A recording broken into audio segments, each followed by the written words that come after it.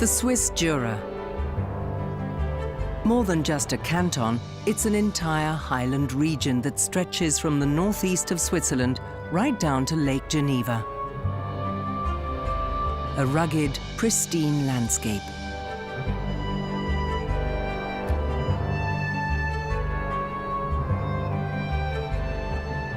Compared to the rest of Switzerland, the region is sparsely populated. That's why there's one thing you find in abundance here: peace and quiet. Usually. But now, it's spring in the Northern Jura, and that means it's the mating season. The trees are alive with a chirping song contest.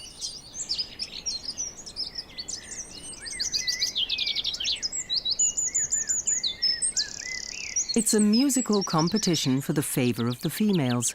They decide whether a male is a worthwhile breeding partner or not.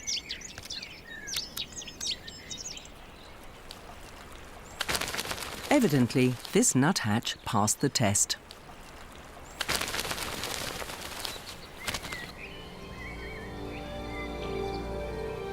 Apart from the reproductive instinct, there's another major driving force for animals: hunger.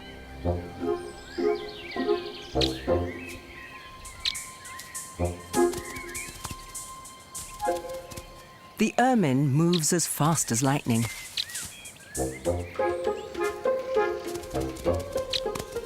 But life at this pace takes a lot of energy, that is, food.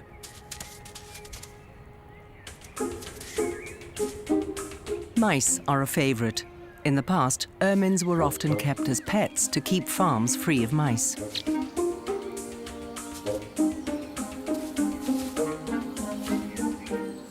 Because no mouse is safe anywhere near an ermine. One unguarded moment, and death is at the door.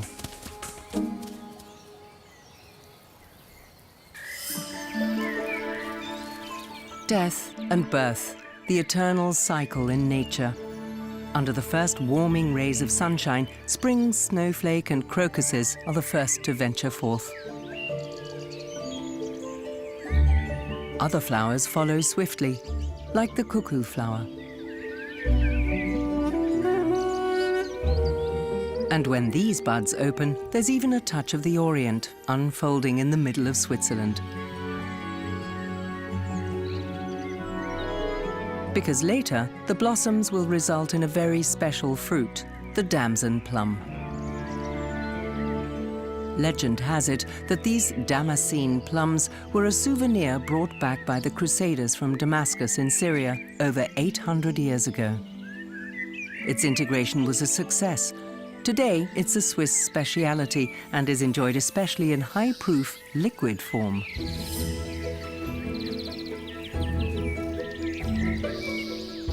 Growing alongside them are apples, cherries, and Mirabelle plums. It's no coincidence that the Jurassic Ajoie is known as the fruit orchard of Western Switzerland.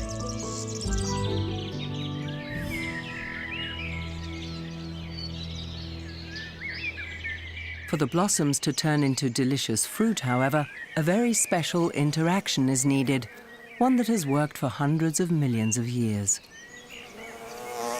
Blossoms aren't stingy with their charms in spring. Scent, color, shape, they use anything to lure their pollinators. And it works. Bees need huge quantities of nectar and pollen to feed the brood in their hives. As they go, pollen grains get stuck to their bee fur and are carried from flower to flower.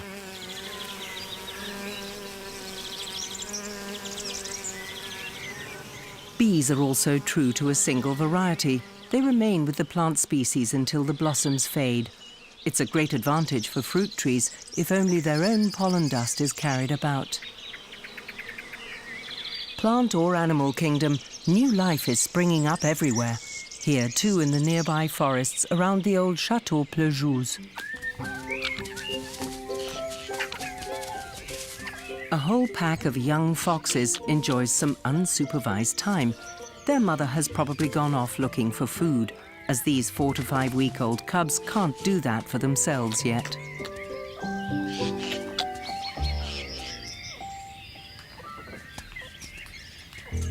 they still haven't a clue how serious life is. Hunters, cars, there are many dangers out there in the big wide world, but right now, that's of no interest to them. Fun and games are the privilege of childhood.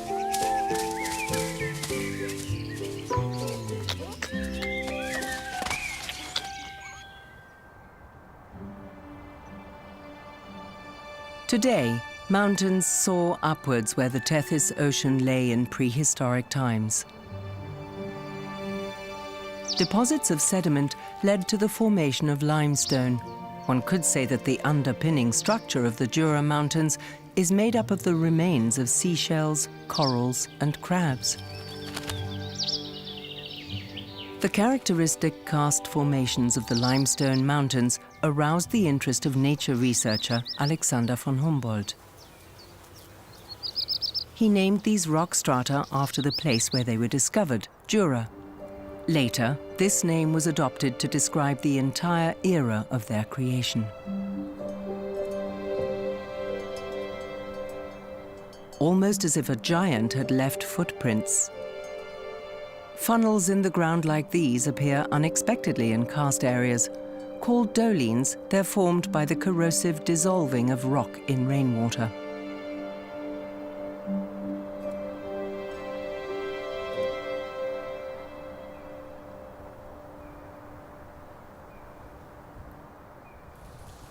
This is also how subterranean karst formations are created, better known as stalactite caves.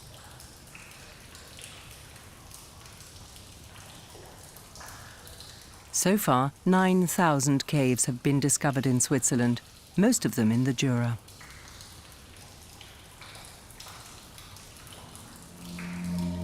One of these is the Reclair Cave. It affords a glimpse into the mysterious bowels of the earth, as well as a journey into the deepest mists of the past.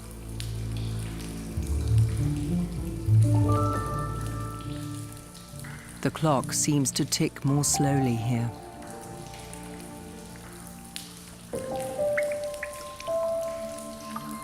Stalactites grow at a rate of about 8 to 15 millimeters every 100 years. Drip by drip, sculptures are formed. The water evaporates. A wafer-thin lime deposit remains. Over millions of years, this process has created the astonishing works of art that fire our imagination today.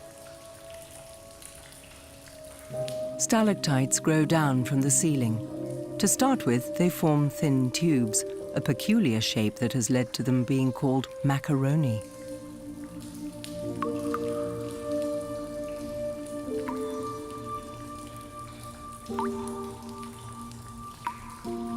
Some of the stalagmites reaching up from the floor of the cave are more reminiscent of cannelloni.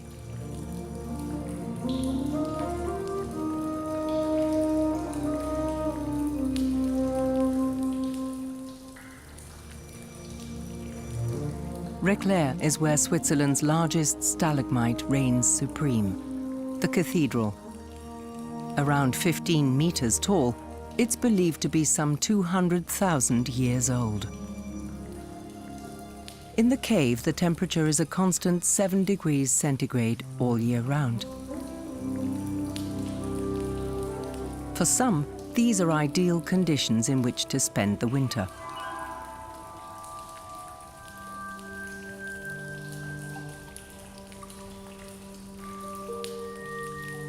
Eleven species of bat use the frost-free caves as their winter quarters.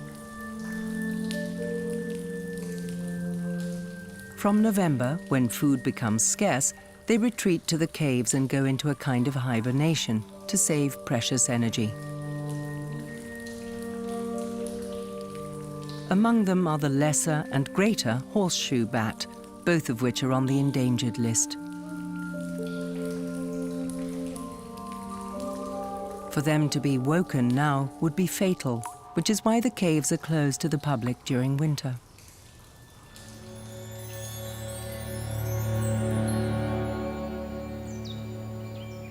The powerful interplay of water and time. Its impressive results can be observed on the Earth's surface, too.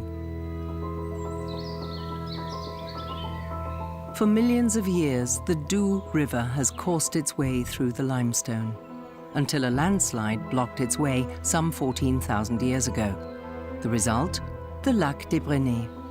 The lake winds its way almost like a fjord between steep walls that are up to 80 meters high.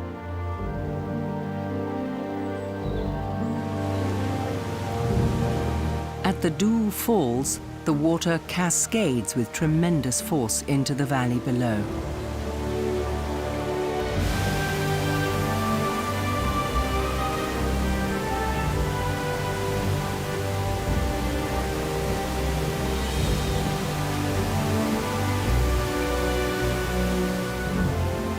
The waterfall has another natural feature.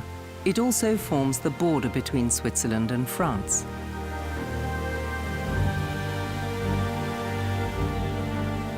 For almost 500 kilometers, the River Doubs snakes backwards and forwards between France and Switzerland, living up to its name, which translates to the Doubter.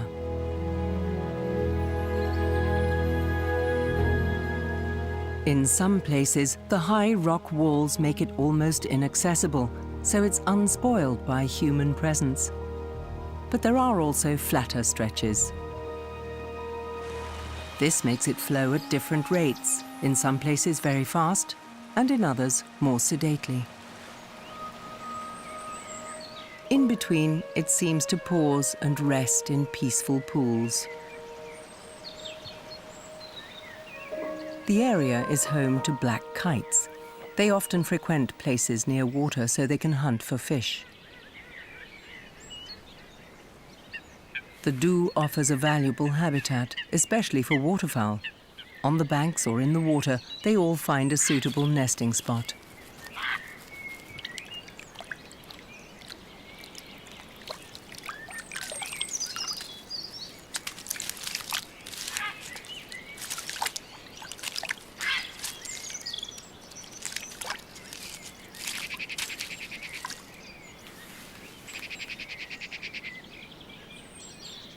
The mute swan prefers to nest on the riverbanks.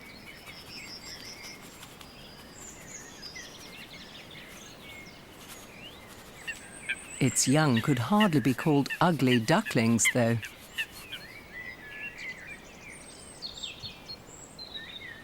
It's never too early to start getting a bit of beauty sleep.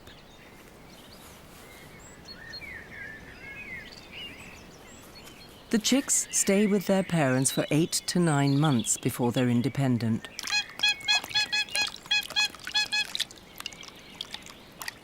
It's lunchtime for this family. With its long neck, the adult dives for aquatic plants deep underwater, the staple diet for swans, young and old.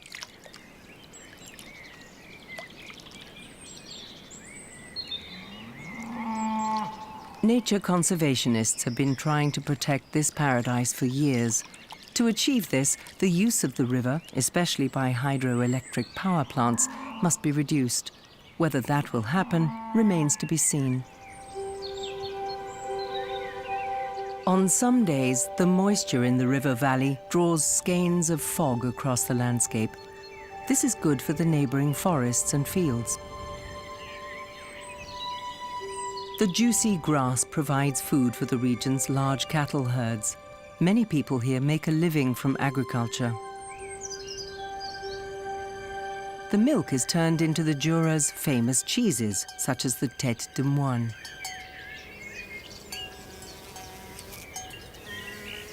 In the advancing early summer, whatever hasn't been eaten or mowed in the meadows bursts into colourful bloom.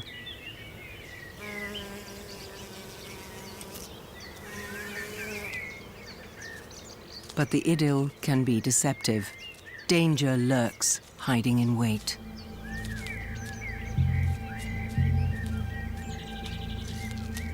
A crab spider is on the prowl.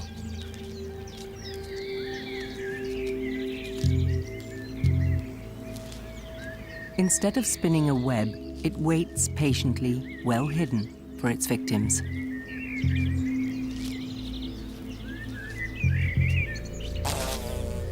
This time, it's unsuccessful. These dramatic scenes of life and death are played out in wildflower meadows thousands of times every day. To the south of the Doubs region lies the Franche-Montagne district, a territory with few people but a multitude of fields. This region is home to an old Swiss horse breed, the Freiberger.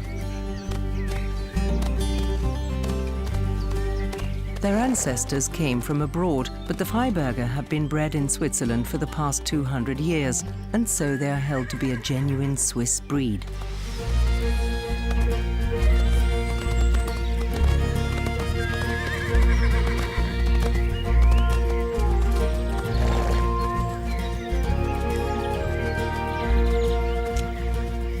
Strong, calm, and even-tempered. These were the characteristics that made this horse so popular, especially as a workhorse and for the military.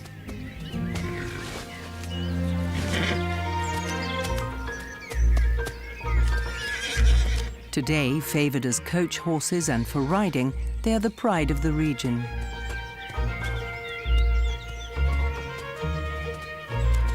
There's enough space in the Franche-Montagne for them to spend the entire summer in the fields, almost like the Wild West, except that it's in Switzerland.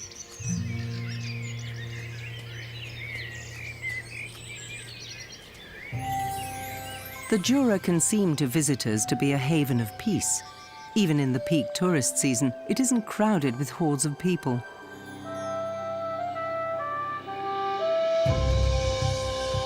Time here often seems to have stood still.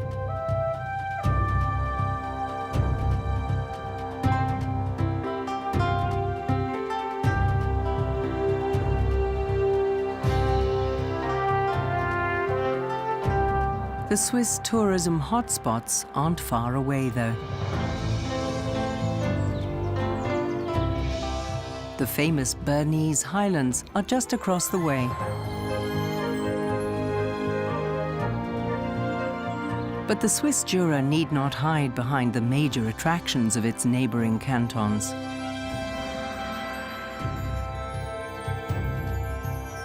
The region is full of surprising diversity and beauty, all just waiting to be discovered.